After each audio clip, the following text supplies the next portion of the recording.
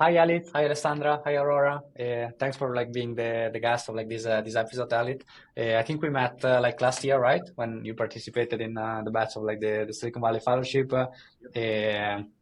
And yeah, it was like I think a very cool experience. I mean, I had a lot of fun like during your batch, and then even like after that experience, you kind of like decided also to stay a little bit more right to the US.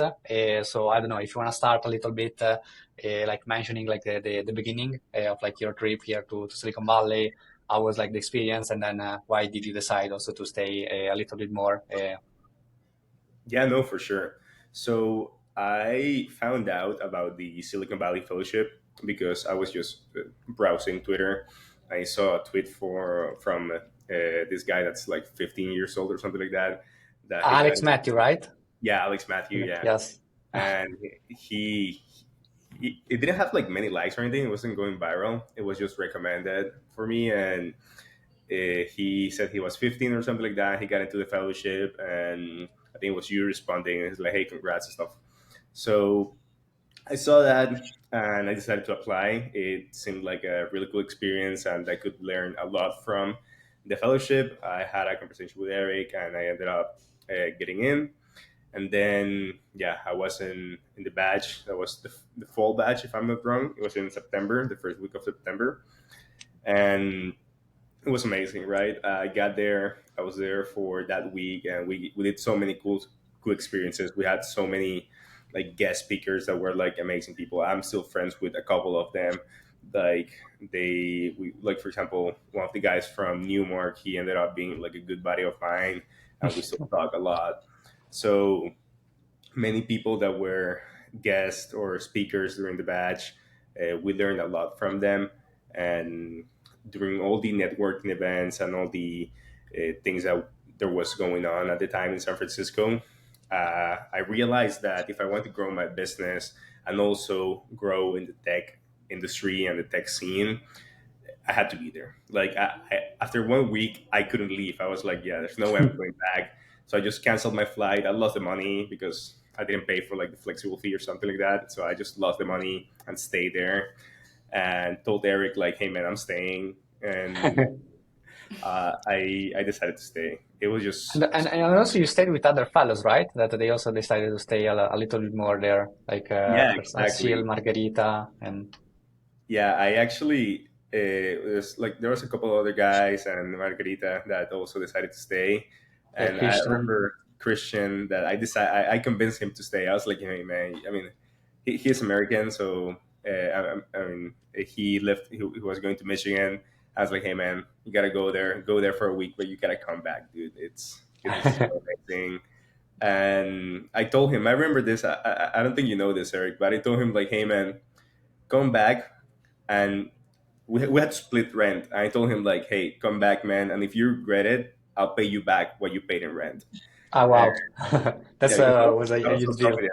Yeah, that we were gonna have a lot of fun and we were gonna meet so many cool people, and that's what ended up happening, right? So a little bit of negotiation that went there to get Christian to stay, and we ended up being roommates, like the fellows, first with. Margarita and Christian, and then I ended up being roommates with Luigi, which was another fellow from a different batch. Yes. So I think the fellowship and it was so crucial for me to have that jump start in the valley. Like y- that 1 week event bonds you a lot. Like it's like 8 hours a day with like maybe not 8 hours, but good amount of hours a day with like all these guys and all these people that are like there to learn stuff, and it's like an easy way to introduce yourself. Like, what are you doing here? No, I'm doing the fellowship, and it's like, oh, that's great. I know Eric because Eric knows everybody in Silicon Valley and also in Lasso, and it's like, oh, you know the Gomber House? Yeah, I know the Gomber House, of course. Yeah, and So you said that you decided to go to San Francisco in order to grow your business.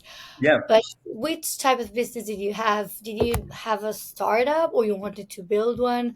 Because they were very interested in that too. no, for sure. So I'm the co-founder of Avvy. Avvy is a talent agency. So what we do is that we get talent from Latin America to work for companies in the US, and we work as the company that handles everything: HR, payroll, contracts, all that boring stuff. And we get like amazing talent for companies in the US. We started in 2022, and I was living in the US at the time. I was living in Houston. How old were you at the time? I was in Houston, in Texas. Yeah, and what was your age at the time Oh, when I you was started the 18. company? I was 18. Okay, well, Yeah, I okay. started when I was 18. And actually, I moved to the US like a month after I turned 18 because so my dad's American, but I'm not. I am American, but I was born and raised in Colombia. So I had to wait till I was 18 so I could move without like asking permission and everything from my parents. So I just waited till I was 18, moved to the US, moved to Houston because I have a friend there. And the US is amazing. The US, San Francisco is great. San Francisco is probably top city in the US, but like everywhere in the US is like people working hard for their dreams. So I got to Houston. I was not working with Avvy. I hadn't started the company yet, and I got there as a software engineer and just talked to a couple. Like it was crazy. I talked to a guy in a WeWork, and like a week later, I had a job. Like I had Wow, the like a serendipity, like being in the US. yeah, exactly. It's insane. It was like I saw him coding. I was like, hey man, what are you doing? I was like, I'm coding. I was sweet. I'm a programmer too. Whatever. He ended up referring me to one of his clients, which was a company that I worked for. It's called Good Ranchers, which is like Inc. 5,000 fastest growing companies in the US. And I was their first developer. I got there, and they were their website. I improved everything. They grew so fast, and I was really privileged to be part of that company so early. Another like you can see them sponsoring like uh, Indy 500 teams and stuff like that. So great, like big creators. So when I was there, I realized that being a software engineer in the US, you make a lot of money, but it's also expensive for companies, right? And I had been working for a talent company before as a developer when I was in Colombia, but they did like virtual assistants. They didn't do Hmm. developers. So I learned a lot about that business, right? I learned I was a software engineer, and I was doing everything on their data side of that company. So I built all the reports they needed, like recruitment, sales, marketing, everything. So I had to learn the ins and outs of the company. With the data, you can learn how a business works. So I had to learn everything to be able to produce great business intelligence for them. And then I knew everything to start a company, a talent company, except I changed the niche from virtual assistants to engineers. And yeah, we were deciding to start the company. I called up my friend who was working for a startup here in Colombia. He quit like a week later. He's like, "Yeah, I'm gonna quit. I'm gonna start the company with you." He went to Houston and he stayed with me for 2 months while we started the company and got our first client. And it was crazy. And we were like on the fence if we wanted to start the company or not, and we sent out a cold email campaign. And this was in 2022 when this was way easier than it is now. Now it's way Yeah, more now with difficult. AI and everything is like very saturated. Like, Yeah, totally, man. Like it's so much different now. But in that, it was like early 2022. It was so easy. So we set it up, and we got like 10 meetings, and it was okay, insane. We realized that was the confirmation we needed to start the company. We validated the idea with one email campaign, and we started the company that way. So yeah, Yeah, and I also think you reach like 1 million annual recurring revenue, also yeah, bootstrapped. So we were wondering why also you decided not to go to VCs in that early stage, and how was the environment, and also the fact that you had received a scholarship from one of the most prestigious universities in Colombia. You stayed there for 6 months, and then you decided to leave the studies and concentrate on the company. So tell us about this and your journey. yeah, no, for sure. So first, getting to a million ARR, it's so you gotta get so for you to get to a million ARR, you gotta get to like 83,000 MRR. So uh, we got there last year, probably around the same time last year. We stayed stable a little bit, and it's crazy. I was 20 at the time. yeah, I was 20 at the time, and you see like you on Stripe you can change like how you see revenue, and you see like ARR, and you see that like a million. It's insane. Like it's a feeling that it's like, wow, I've gotten here. And Were you expecting that when you started the business, or it was something, okay, let's do as best as we can, but we didn't have like an expectation to reach like 1 million ARR in like, I don't know, in one, what was it, like a couple of years? it was a year and a half that took it. Year and a half, A year yes. and a half. And I did have that expectation. I mean, we both quit our jobs, right? And I took that leap of faith because I trusted that this was going to be a good business. And yeah, we did expect it. We probably uh, you don't know what you don't know, right? So we didn't know it was going to be that hard to get to a million, but we ended up getting there. We stayed stable, and yeah, it was good, honestly. So Yeah, and then you had like cash from the very beginning, right? So you didn't even have like any particular need to kind of like raise any money. Like it was something that did you think about it, or like is something that you have like planned in the future, or like I do wanna structure like this kind of like business? yeah, so with this, the good thing about this business is that you don't need that much money at the start. I was working a good job in Houston, right? So I was just living below my means, and I was paying everything, right? Because my co-founder was working just on Avvy, so I was paying everything from my salary. But I was living in like in Texas is super cheap, right? So it's like $1,000 a month apartment for myself and a car that I paid off in cash. So I was living like well below my means, and just investing that money into Yeah. Abby. So we did consider it, but we've had like personal close friends that have had like really bad experiences with raising cash, and like super controlling investors, and like there's a lot of pressure from that. And we value freedom a lot, the freedom that me and my co-founder have to do whatever we want. And yeah, I think uh, probably for this business, we will not raise any money. But yeah, that's basically it. We've had bad experiences with some friends. We didn't need the money. I was paying for everything, and ended up working out. Yeah, and I was like actually the startup ecosystem in Colombia where like you have been raised, right? I guess it's not super common to start a company when you're 18. Like, of course, here in Silicon Valley, you see like many young people like Yeah. doing companies in high school or like in like dropping out of uni, but I guess probably in Colombia is not like the common thing. No, yeah, not at all. It's like, average, city in the world. Well, it's almost from Barranquilla, which is not like the biggest city. We've had some good startups here from here, but not the biggest city in Colombia. So I was definitely early in my journey of starting a company. I started my first company when I was 14, and it was like a web design agency. And here I jump to the question that Alessandra and Aurora asked me a couple of minutes ago. That was, why did I drop out of college? And I actually wanted to drop out of high school. So I had like revenue goals, so I could like justify to my mom as like, hey, this one I'm dropping out. And in high school, I started the first company, and it was a web design agency.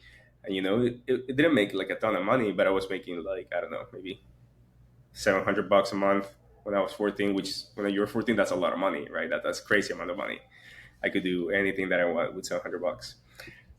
But like And at that age, where did you learn how to code? Like maybe from videos or? Oh, okay. yeah, exactly, you hit the nail with YouTube videos, basically. So you did Uh, everything alone. Okay. And also you start this like this company alone, or you had a team or maybe a co-founder? I had a co-founder that he actually works at Avvy right now. He works with us, but I had a co-founder, but we ended up not working. So this is the first error when you're like starting the company for the first time. Maybe not ever, but a common mistake was like you want to start a company with your friends, right? So it was my best friend. I was like, hey man, let's start a company, let's do this, whatever. And 3 months in, he was like, hey man, this is a lot of work. And I was like, yeah, but we're making money. He's like, yeah, but I don't want to do this. I'm like 14. I want to play video games. And It's like for Avi, when you reached out your friend, was because like you knew that he had particular skills, or because you okay, so he had a particular skill that you needed, or just okay, what was that? yeah, exactly. So my co-founder Davi is a different co-founder, and he is really good on the operations and commercial side too. So at Avi, it's an agency, so there's not that much technical work involved. But we are a tech talent agency, so at the start we needed to filter out people by their technical skills. And I was, I'm a programmer, I'm a developer, so we realized that that was like, yeah, we complemented each other with those things. And yeah, he's a really good friend of mine now, but at the time he wasn't that. Like, he was just a friend that I knew, but I knew that he had like really good skills, so that I knew that there was a good chance that it would work out because there was not a personal relationship in between, right? So I mean, for me, it works out for a lot of people, but for me, and for a lot of people too, I don't think it's a good idea to start a company with your close friends or with your family. Like being co-founders, it's a lot. It's really tough. I know Eric has a lot of his family in the business, but Yes, I mean, Different I've been experiences. doing like everything together with my brother since we're like very, very young. Yeah. So exactly. that was it. And how was like your experience in the US, right? Because I mean, you started the company like in Colombia. It was like international business, so you can also like do it like on the beach in Hawaii, like if you want, right? It's not something that you need to go to the office in a particular location. So how was like your experience like in the US? How do you think it was like maybe helpful, or like maybe you learned something that you were not expecting? And now, like, how do you see this kind of like connection that you have with Silicon Valley, but while like still staying in Colombia at the moment? No, definitely. So I'm in Colombia right now because I got engaged and because I want to be with my fiance. But Congrats. thank you. But honestly, I'm yeah. As soon as I get married, I'll probably go back because so much things going on there, and I'm still getting clients from San Francisco. Oh Like wow. been it's June. It's been almost a year. It's crazy how time flies by. Yeah. But you know, of all of those connections, because you meet so many people, we're still getting clients from time to time. It's like, hey, Elith, we met this event and stuff.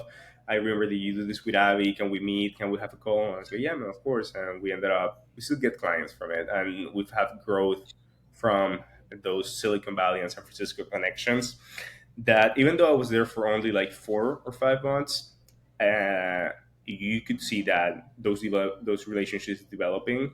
And I definitely think that if I was gonna stay there for longer, many more clients would come because you just develop those relationships more and trust between people, and you start getting,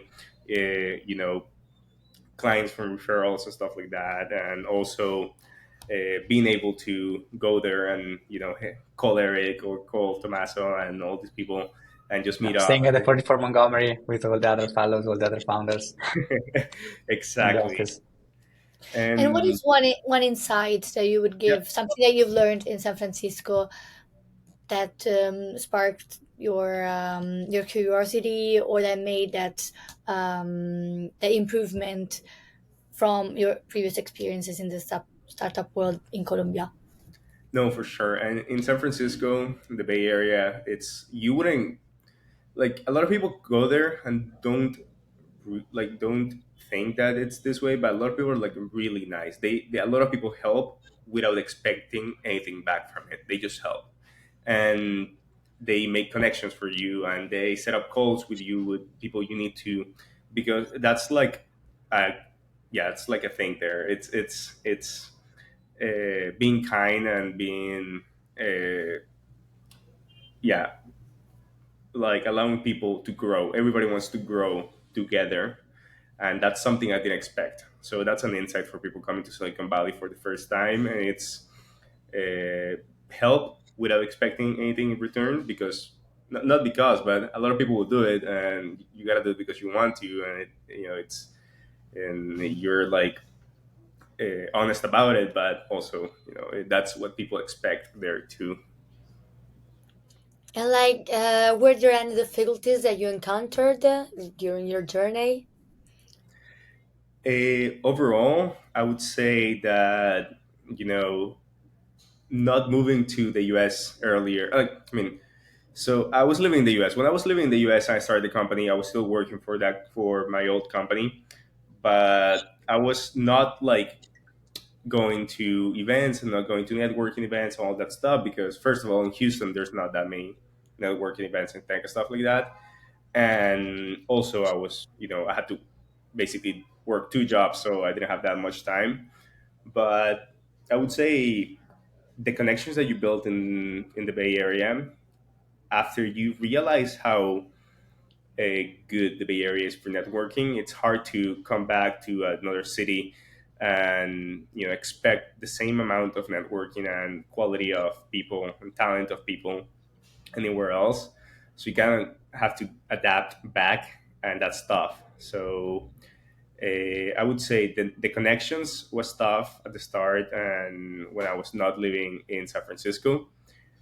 And for a business like mine, you need to have a lot of connections, and you gotta meet people in person a lot of the times. And now that cold email doesn't work anymore, or at least it's way more difficult. Now that's basically the only way to get clients in this agency B2B kind of businesses. So I would say that it's probably the most difficult part. Yeah, and I have two questions. First of all, how did you validate your idea, your startup, in that moment, and how did you actually get to have your first customers? In given that you needed a lot of network, and in Colombia, what was the network at the time, and if also going to Silicon Valley changed this, and in which ways? Yeah, no, for sure. So I was already in the US. I was in Houston, and even though there are not that many networking events, there are some from time to time.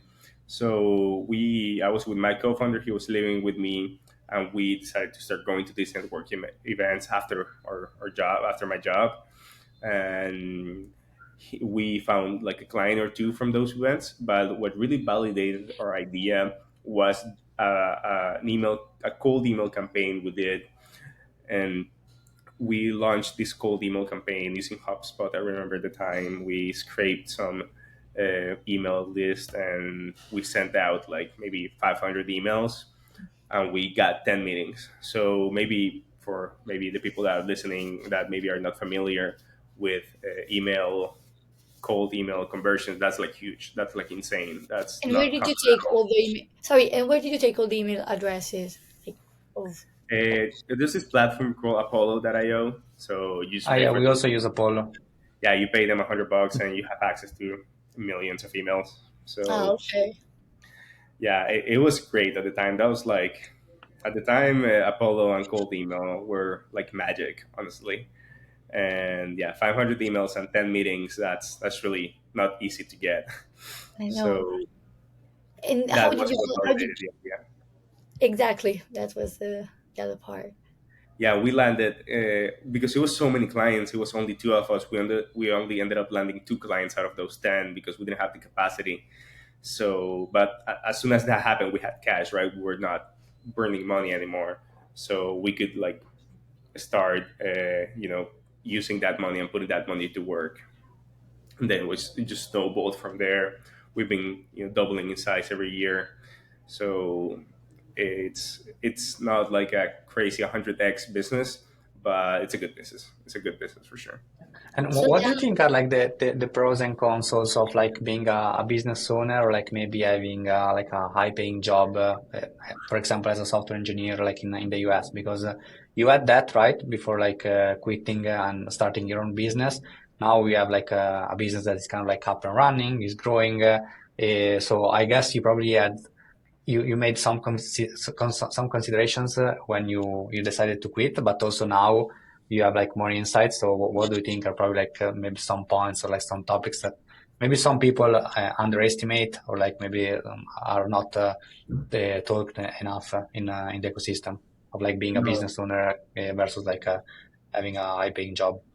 Totally. And the first thing that comes up to mind is you're gonna make less money, like right away. If you're a software engineer at a good company in the US, if you start your own company, you're gonna make less money. So you have to be prepared for that at least for a year or maybe 2 years before you can start making as much as you made as a software engineer. Even if you raise money, like even if you raise a lot of capital, investors usually don't like that you have a high salary. So be prepared for that. And it's also way more stressful a lot of the times.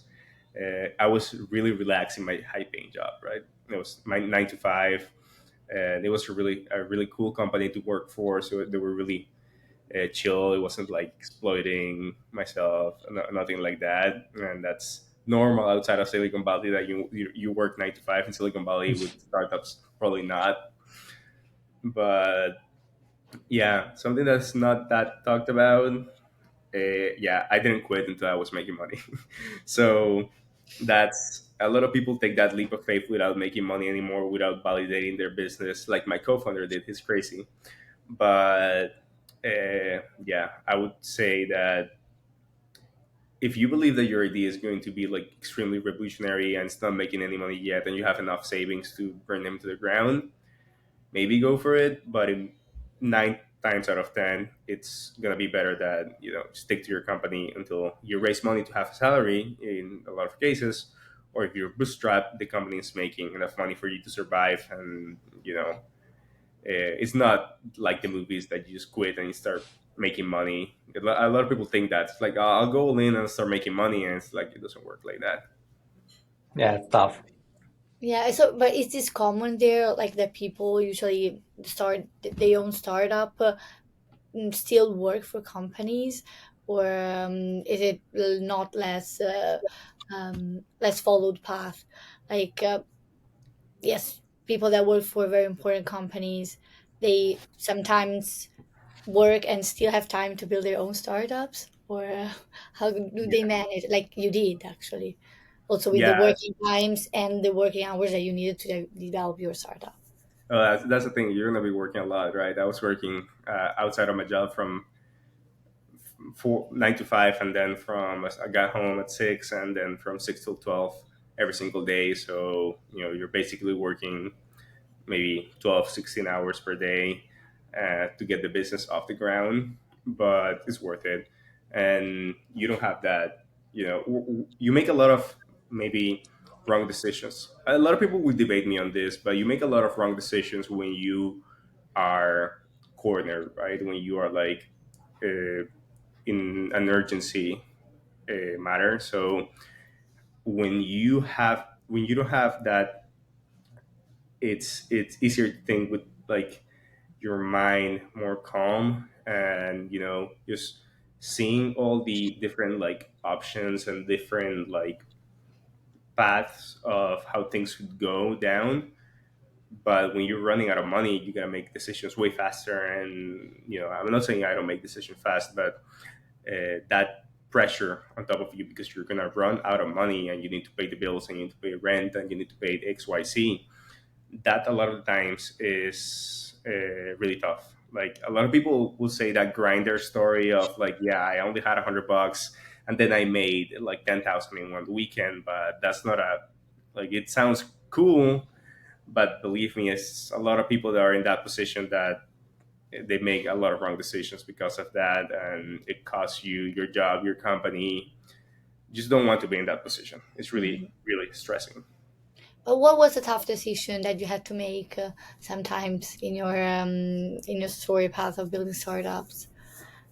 I think this is going to be a generic answer that a lot of entrepreneurs had to give, but definitely firing people, right? It's I had to fire people, and I had to fire people 2 months after hiring them, and it's tough, right? It's really tough. The first time you fire someone, it's the worst one, and it's usually I hire people that are way older than me, right? So it's people that have families, that have kids, that you know, it's not easy. So And why you had to fire them?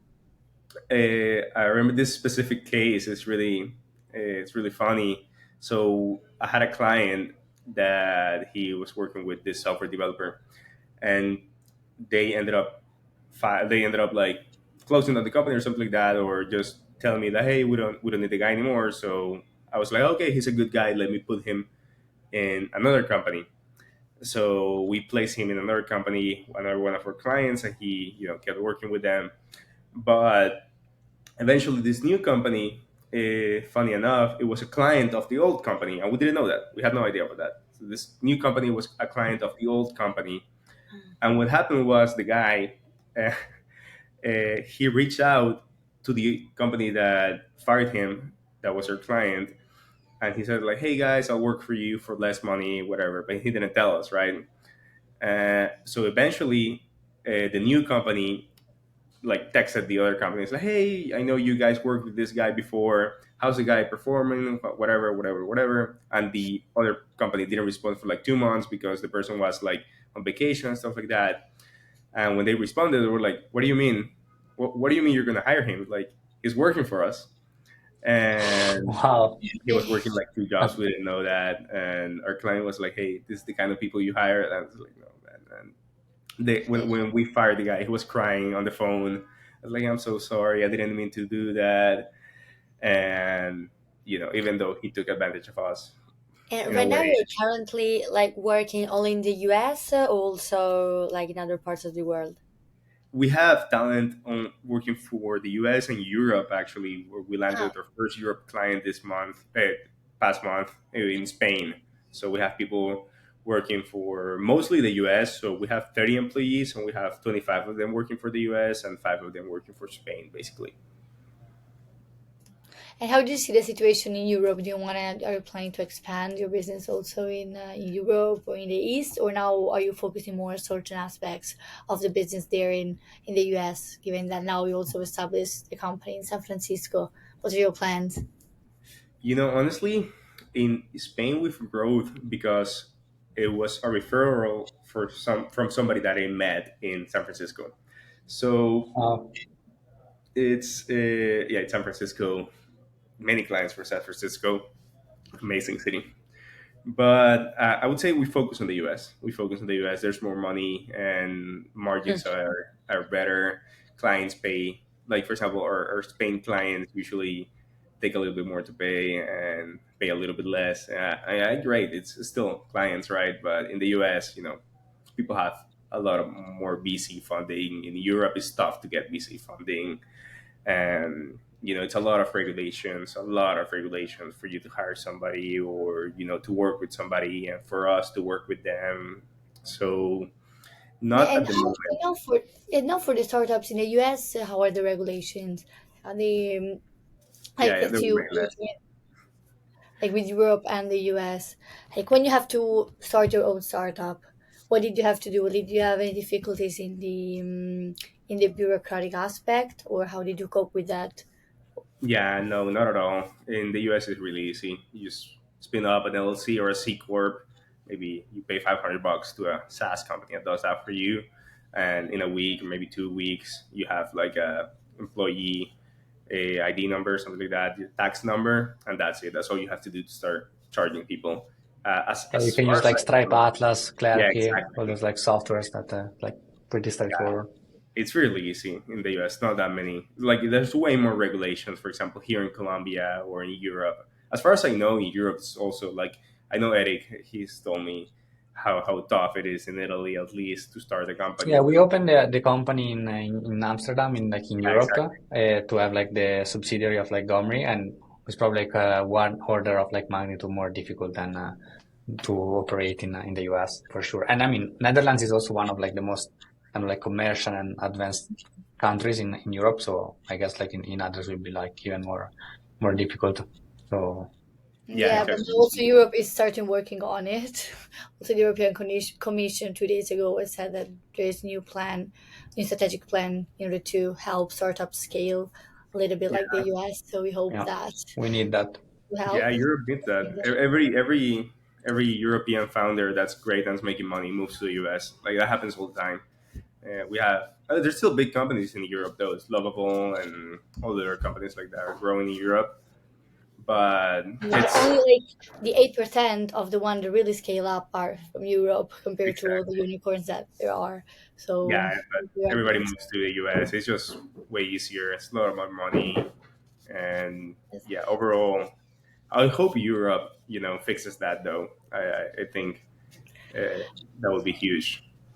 Mm-mm. Yes. And talking about expertise, did you how did you have the knowledge to start a startup in Colombia and in the Silicon Valley? Did you had new insights on how to build startups? Did you learn something that you hadn't known before, or No, you for still sure. pretty knew almost everything in Silicon Valley? You only make connections.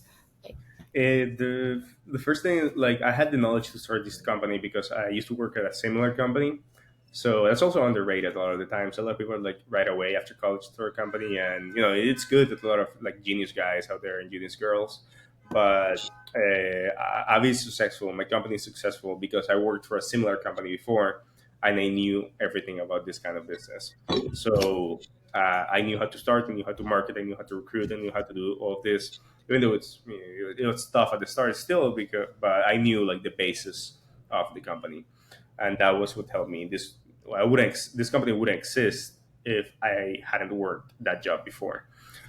And in Silicon Valley, I learned basically value of connections, right? Why you need to be there, basically why you need to be located in the Bay Area. How like it gives you an advantage over a lot of companies that are not there, and it just I like to say it's like it's not playing the game in easy mode because it's never easy, but it just like if you're outside of Silicon Valley and selling to like tech companies, you are playing the level in hard mode, and then you go to medium because in Silicon Valley you meet them and you have beers with them and you go drinking and you can be like partying with the guy that is the owner of a company that has 1,000 employees, and for for him a contract with the guy with you is like nothing, but for you that means a lot of business. So and how it was to change the headquarter of your company from Colombia to the US to San Francisco? Was it difficult no, or was I've always had an American company, so we've never had a Colombian company because it's just oh, the regulatory issues and stuff like that. So honestly, we didn't change that much. We just but changed the if you location. had a Colombian company that would have been tougher Yeah, to oh for change. sure. Okay. Way tougher. It's like in Europe, taxes are high. It's a lot of regulations. No tougher, And I mean like to change like from Colombia to Yeah, to do the flip is not Italy. super straightforward. yeah, exactly. Okay. It's not that easy. Thank you. And no, Do totally. you have like someone that inspires you, or no, like a person that you said, okay, that person is someone that I really want to inspire? That's a No, really good that question. inspires you. I feel like I'm not inspired by like I mean I'm inspired by a lot of people, but I don't have like maybe that single source of inspiration. Maybe I'm more inspired by the journey of the entrepreneur and how basically people in Silicon Valley make it, and that I think that's how a lot of us, probably Eric too. You saw Social Network, you saw these movies, and you're like, yeah, I believe I can be like these guys, or I believe I can start something that makes a lot of money from scratch, being from Italy, being from Colombia, and not being in the scene. So I would say that my inspiration is that journey, that journey of the entrepreneur of grinding through hard times and making it work and learning from that. And there's so many people that I cannot name every single one of them. Yeah, sure.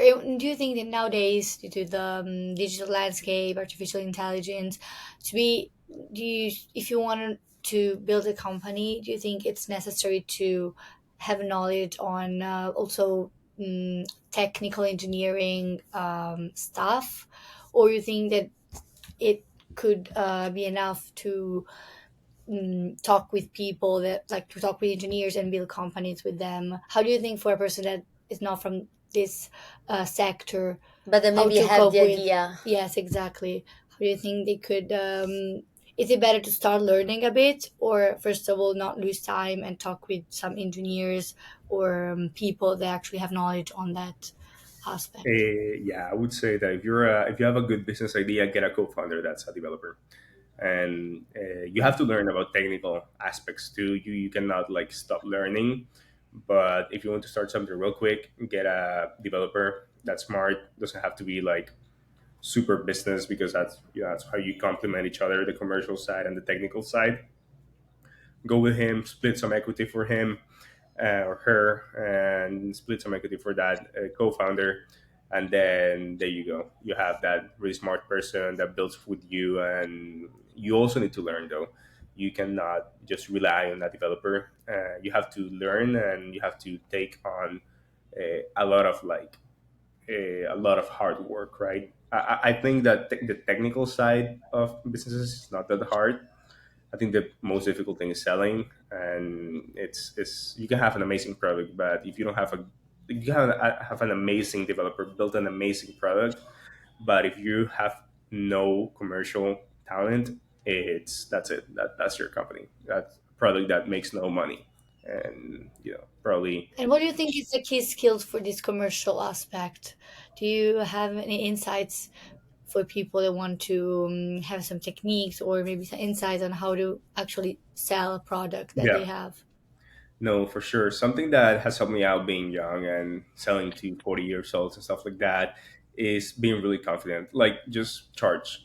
Like, a lot of people are shy charging money a lot of times. Like, hey, yeah, maybe you can pay us later and stuff like that. And it conveys insecurity, right? So you have to talk and behave like you have to like mimic how like to the person you're selling to. So if it's a serious guy, 40-year-old, 50-year-old guy that runs his business, you be a bit more serious, but always be confident. It's like, yeah, our company, we're charging you $10,000 because we're saving you this amount of money, and everybody's gonna try to negotiate. So you gotta negotiate, and you gotta stand like firm, right? That conveys security, and the person that's paying you wants to feel that they're, in like putting their money in something they're gonna get return on investment on. So either you're going to save them money or you're going to make them money. Uh, Always be confident when talking to somebody. And on the commercial side, not having that embarrassment of selling, like going up to people. And in San Francisco, for example, that helped me out to meet a lot of people too. Just shaking their hand. It's like, hey man, what are you doing? What are you building? That's amazing. I know in probably in Colombia happens, and in Europe, I would think so too. Like people are a little bit more shy with that. People are a little bit more uh, not go to a random stranger in the street and talk to them, right? That's not the norm. But in San Francisco, you gotta adapt, and in the business world, you gotta adapt and just be upfront with things, be confident, but also be nice, right? And Be what's nice to sorry your now? What's a typical conversation in San Francisco when you meet a person? It does that this person usually say, "What are you doing? What do you build? What's your work?" Or you start with soft talk and then maybe go to what you're doing. No, it's right away. It's a little bit of chit chat sometimes. Where are you from? I was like, I'm from Colombia. What are you? I don't know. I'm from Michigan, whatever. And it's like, oh, sweet. What are you building? Right away. That's the second question everybody asks. How big is your company? It's like, no, we have a lot of people ask for how much money you make, and that's like How that's like like this, just directly, how much money you yeah, make? like Oh, what's your MRR? And it's like it's $85,000. So it's a little bit taboo, right? Coming from Colombia, from Europe, it's like a lot of people don't talk about like money. It's like a little bit of a taboo It, and thing. like, and so like the first time that you arrived there last year, you already had your setup, right? You Yeah, already yeah. built. Okay, so like there, when you meet all the people, like you was only for networking and also to maybe interact with others and to know like to make know your setup.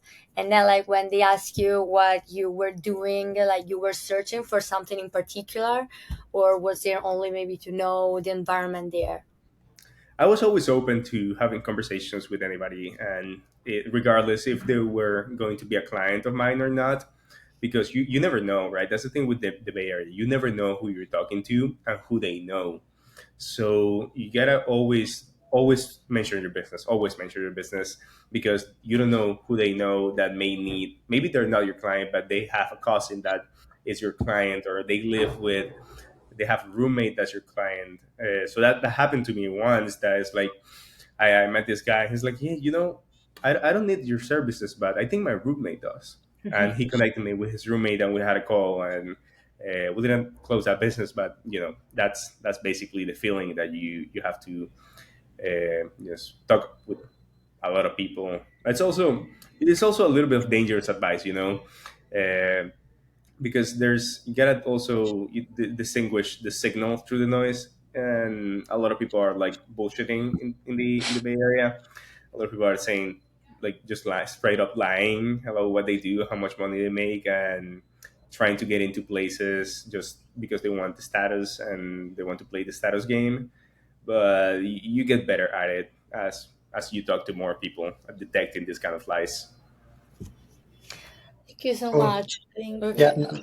And do you have like maybe some recommendations, like some resources that I don't know you use that made you a better entrepreneur, like a better person, like some books, some podcasts that you listen to, like in general, some blogs, some newsletters, some resources?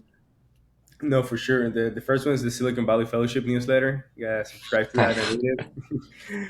And also, I like a lot Naval Rakitant.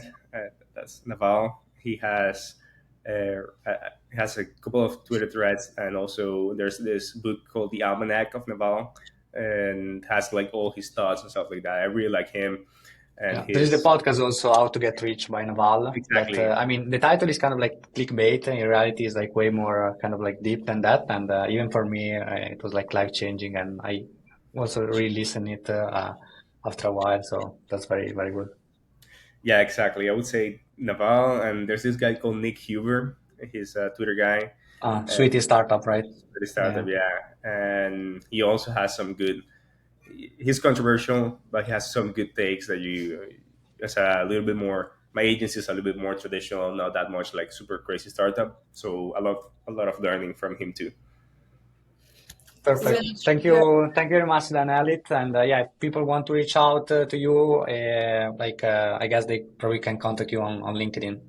Yeah, LinkedIn. My name is Elith Palomino. Twitter, Yeah. my handle, and my LinkedIn, Instagram, everything. Yeah, we're gonna put that in the description also, so Sweet, people perfect. can also reach out. Thank Perfect. you so much. It was Thank very you very inspiring, and we'll see you in a bit. We hope when you're coming to the US, to San Francisco. Perfect. No, I hope you enjoyed the batch, and thank you so Thank much. you very much. Thank you so much, Absolutely. Alexandra. Thank you, See ya. guys.